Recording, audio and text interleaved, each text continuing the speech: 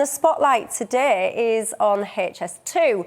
The reason we're talking about HS2 is because there are reports suggesting that costs have risen again. This time, an extra £1.7 billion has been added to this growing bill, and we'll be talking about how growing in a second.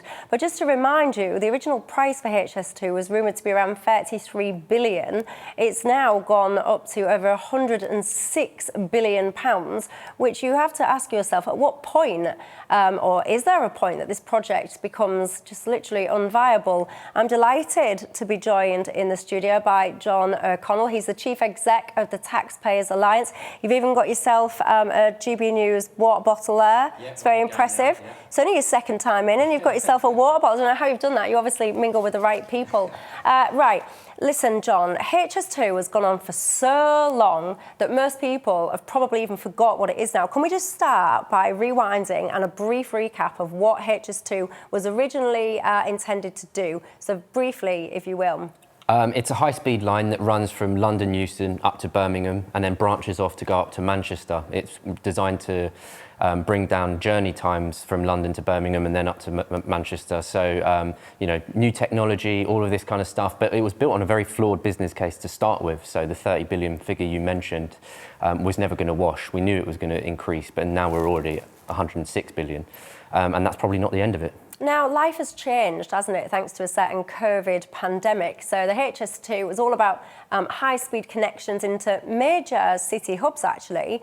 Now that things working from home, people are doing that a lot more, is there still this need to increase the connection times between huge cities like there once was? No, and arguably it would make the journey into London a lot easier. So actually you'd pull a lot of people into London when the intention is actually to move economic activity away from London. So actually you'll probably look at smaller, less glamorous, you know, unsexy infrastructure projects that would be much more viable for taxpayers. But again, politicians like big shiny projects that they can, you know, cut the ribbon at and you know, show off to the electorate. Yeah, well, I mean, you say that politicians like them, but we've just seen the recent by-election where actually a politician was campaigning against that, and that seemed to serve the Lib Dems well, didn't it? But just tell me, this 1.7 billion, which is the latest increase on the cost, what's that caused by? According to a Financial Times report this morning, it's down to the pandemic and social distancing and how it's impacted on delays to construction and impacting on productivity.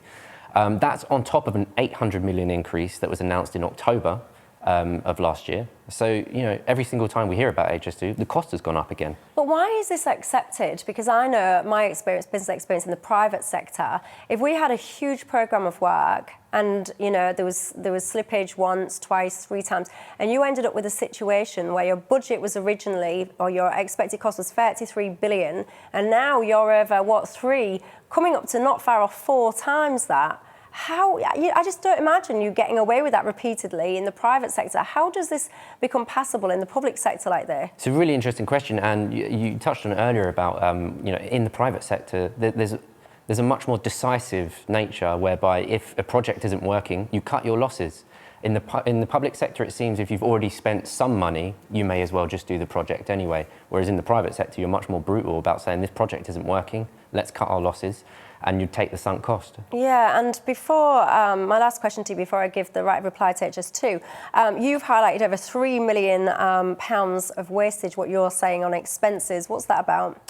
Well, HS2 Limited is a quango in receipt of taxpayers' money, taxpayer-backed, and you know they've spent lots of money on travel. Naturally, £2.5 million, £64,000 of which was private cars. So maybe the train's not even good enough for them.